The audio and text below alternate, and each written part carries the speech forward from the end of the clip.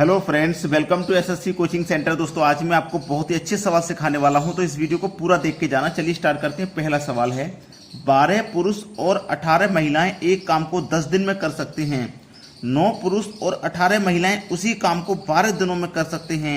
यदि 2 पुरुष और 3 महिला काम को कितने समय में करेंगे? बड़ा ही अच्छा सवाल। सबसे पहले बोला गया 12 पुरुष यानी कि 12 मैन प्लस 18 महिलाएं यानी कि 18 वुमेन, ये अगर काम को करते हैं तो काम को कितने दिन में करेंगे? 10 दिन में। फिर उसके बाद में बोला गया है कि 9 पुरुष यानी कि 9 आदमी प्लस 18 महिलाएं यानी कि 18 वुमेन, ये काम को कितने दिन में कर देंगे? 12 दिन में कर देंगे।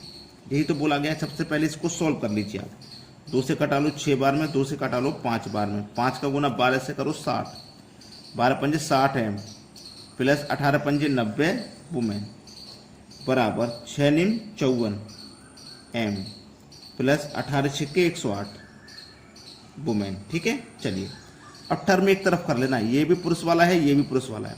ये 54 पुरुष को इधर लेके आओगे तो 60 पुरुष में से माइनस हो जाएगा, 6 पुरुष बचेगा बराबर 90 वुमेन को इधर लेके जाओगे, 108 में से 90 माइनस हो जाएगा तो 18 बचेगा। ठीक है, यहाँ तक समझ में आ गया। अब देखो एम के बटे में लेके आओ वुमेन, इधर कितना बचा? 18, और 6 को इधर लेके जाओ तो 18 के बटे में 6। तो m की जो रियल वैल्यू है 18 और वुमेन की जो रियल वैल्यू है वो 6 है। ये बात समझ में आ गई है। चलिए अब उसने पूछा क्या है, उस पर ध्यान दीजिए। उसने पूछा क्या है? उसने पूछा है 2 पुरुष और 3 महिला। 2 पुरुष यानी कि 2 मैन प्लस 3 महिला यानी कि 3 वुमेन काम को कितने समय में करेंगे? यहाँ पे टाइम पूछा गया है। चलिएगा m की वैल्यू कितनी है? m की वैल्यू आपको सर 18 है।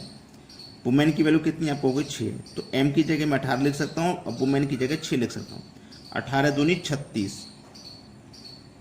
ठीक है, क्लियर है यहाँ तक? 18 दूनी 36। एक मिनट हमें यहाँ पे एक काम और करना है। हमें इन दोनों वैल्यू में से कोई एक वैल्यू इसके साथ में और लेनी है। ठीक है, जो पूछा गया उसे लिखना है और इन दोनों में से कोई एक वैल्यू यहाँ लेनी है। चलिए हम ले लेते हैं, ये वाला ले लेते हैं। 9 पुरुष और 18 आदमी, 9 पुरुष ठीक है प्लस 18 वुमेन, ये काम को कितने दिन में करना है? 12 दिन में। एक वैल्यू हमने इसमें से ले ली। m की वैल्यू कितनी है यहाँ पे? 18 है और वुमेन की वैल्यू कितनी है? 6 है। यहाँ तक किसी को कोई समस्या नहीं आने वाली। हम इसमें एक काम और कर सकते हैं, इसको कटा के छोटा भी कर सकते हैं। चाहे तो हम इसको कटा के छोटा भी कर सकते हैं। 6 कम 6 6 3 18। तो m की वैल्यू यहाँ पे 3 आ जाएगी और वुमेन की वैल्यू 1। m की वैल्यू 3, वुमेन की वैल्यू 1, ऐसे भी आ जाएगी। तो ये 2 1 कम 2 ही हो जाएगा। ठीक है, 2 1 कम 2 प्लस 3 है, सॉरी 2 3 6 हो जाएगा। ये 3 है और ये है 1, तो 3 1 कम 3। ठीक है, यहाँ तक क्लियर है बात? इंटू टी बराबर 3 है ना, 9 3 27 प्लस 18 एकम 18 इंटू 12। ये है सवाल का सही जवाब। 6 और 3 9, 9 टी बराबर 27 और 18 को जोड़ा आपने 45 इंटू 12। अब इसको सरल करना, 9 पंजे 45 हो जाएगा ये और 12 पंजे 60। तो टी की वैल्यू कितनी आ जाएगी दोस्तों? 60 आ जाएगी और 60 दिया गया बी ऑप्शन में। ये सवाल का बिल्कुल सही जवाब हो जाएगा आपका, बिल्कुल सही आंसर। अब देखेंगे अगला प्रश्न। अगला सवाल, 67 मीटर लंबी ट्रेन 10 सेकंड में 33 मीटर लंबी एक सुरंग को पार करती है। ट्रेन द्वारा 65 मीटर लंबे प्लेटफॉर्म पर खड़े एक व्यक्ति को पार करने में कितना समय लगेगा? बड़ा ही अच्छा सवाल है। सबसे पहले बोला है 67 मीटर लंबी ट्रेन है ना, 33 मीटर लंबी एक सुरंग को। तो जो सुरंग है ना उसको मैं ट्रेन 67 मीटर लंबी ट्रेन है, ये अपने आप को भी पार करेगी और 33 मीटर की जो सुरंग है ना उसको भी पार करेगी। मान लो यहाँ से लेके यहाँ तक की ट्रेन है, ये ट्रेन अपनी दूरी को भी पार करेगी और ये पूरी सुरंग है इसको भी पार करेंगे। 67 और 33 को मिला के उसे पार करना है पूरा 100 मीटर। भाई 67 मीटर अपनी ट्रेन की दूरी को पार करना, 33 मीटर की सुरंग को पार करना, दोनों मिला के पार करना 100 मीटर। ये बात यहाँ समझ में आ गई आपको? ये पूरा पार करना आपको 100 मीटर। अब उसने बोला है 65 मीटर लंबे प्लेटफॉर्म खड़े एक व्यक्ति को पार करने में उसे कितना समय लगेगा? बड़ा ही अच्छा सवाल है। ठीक है, देखिएगा यहाँ कितना समय लग रहा था? 10 सेकंड का। 10 सेकंड का समय लग रहा है 100 मीटर पार करने में।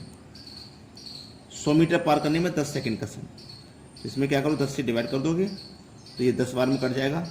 100 मीटर को पार करने में 10 सेकंड, तो 10 मीटर को पार करने में 1 सेकंड।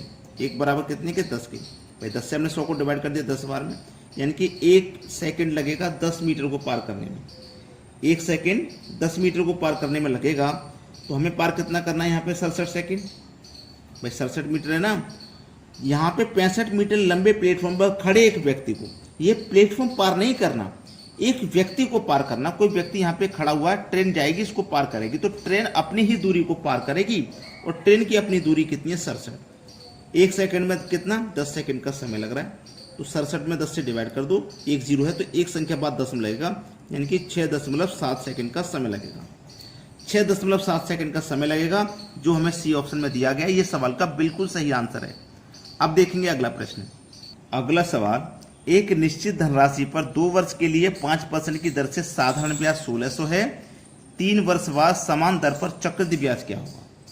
देखो हमें साधारण ब्याज 1600 रुपये दिया गया है, साधारण ब्याज 1600 कितने 5% की दर से। देखो साधारण ब्याज यानी कि सिंपल इंटरेस्ट बराबर फॉर्मूला होता है PRT/100, यही तो होता है फॉर्मूला।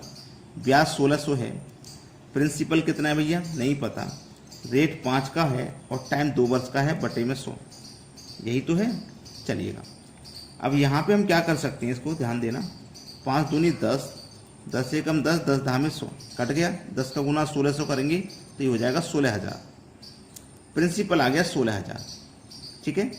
अब उसने बोला है 3 वर्ष का चक्रवृद्धि ब्याज, 3 वर्ष का, 3 वर्ष का चक्रवृद्धि ब्याज आपको निकालना है, तो 3 वर्ष का रेशियो मेथड आपको पता होना चाहिए, 3:1, ठीक है। प्रिंसिपल कितना है 16000, 16000 का 5% दिया गया, 5% निकालेंगे, परसेंट का मतलब बटे में 100, 2 जीरो से 2 जीरो कटा दो, 16 पंजे 80, 80 में 1 जीरो जोड़ दो 800। इसको लिखिए पहले वाले रेशियो के ऊपर 800 को। अब इस 800 का ना फिर से 5% आप निकालेंगे, परसेंट का मतलब बटे में 100, 2 जीरो से 2 जीरो, 8 पंजे 40, इसको रखो दूसरे रेशियो के ऊपर। इस 40 का फिर से 5% निकालेंगे, परसेंट का मतलब बटे में 100, 40 पंजे 200 बटे में 100, 100 से गया 200, 2 बार में इसको रखिए यहाँ। जब तक निकालते जाते हैं जब तक सभी रेशियो के ऊपर वैल्यू ना आ जाए। अब इनका गुना कर दो, 8 दिया 2400, 40 दिया 120, 2 एकम 2, 2400 में जोड़ो 120 तो 2520, 2520 में जोड़ो 2 तो 2522, कितना हो जाएगा ये 2522 हो जाएगा। ये आपके सवाल का सही जवाब 2522, ये मिलेगा डी ऑप्शन में, बिल्कुल सही आंसर। अब देखते हैं अगला प्रश्न।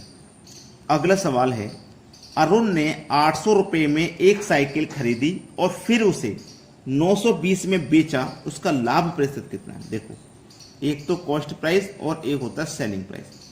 800 रुपये में खरीदी ये तो कॉस्ट प्राइस है, और 920 में बेच दी ये सेलिंग प्राइस है। 800 की चीज को आप 900 में बेचोगे तो आपको फायदा हो जाएगा 120 रुपये का। फायदा हो चाहे नुकसान, हमेशा डिवाइड कॉस्ट प्राइस से होगा, ठीक है।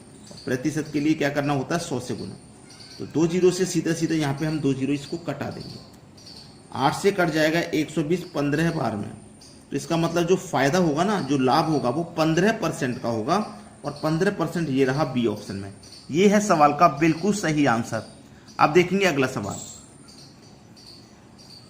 अगला सवाल, यदि एक ट्रेन एक खंबे को 15 सेकंड में पार करती है तो 90 किलोमीटर प्रति घंटे की गति से यात्रा करने वाली इस ट्रेन को 600 मीटर लंबे पुल को पार करने में कितना समय लग जाएगा। बड़ा ही अच्छा सवाल, बेहतरीन क्वेश्चन। सबसे पहले आपको क्या करना है ना, देखो दूरी मीटर में है और हमारे पास जो गति है वो किलोमीटर में है, तो किलोमीटर को आप मीटर में चेंज कर लो, क्योंकि सेकंड में आंसर पूछा है। तो 90 को हम मीटर में चेंज करेंगे, छोटी यूनिट में चेंज करेंगे, तो 5/18 से मल्टीप्लाई करेंगे, 18 पंजे 90, 5 गुने 5 25, 25 मीटर प्रति सेकंड आगे चाल चेंज होने के बाद, ठीक है। कितना समय लगेगा, समय बराबर क्या होता है दूरी बट्टे चाल, यही तो होता है। अब दूरी कितनी है 600 की, और चाल है 25 की, 25 से 600 कटाओगे 24 बार में कट जाएगा, ठीक है। ये कितनी बार में कट जाएगा 24 बार में। तो यहाँ पे तो लगा 24 सेकंड का समय, और यहाँ कितना लग रहा था 15 सेकंड का, पहले 15 सेकंड का लग रहा था ना, तो यहाँ पे लग रहा है 24 का, यहाँ लग रहा है 15 का, दोनों को आप प्लस कर दीजिए, कितना आ जाएगा 39। 39 सेकंड। पहला ऑप्शन हो जाएगा सवाल का बिल्कुल सही जवाब। सभी को समझ में आ गया? अगर वीडियो को लाइक नहीं किया है ना तो वीडियो को लाइक कर देना सभी बच्चे। ठीक है दोस्तों, धन्यवाद।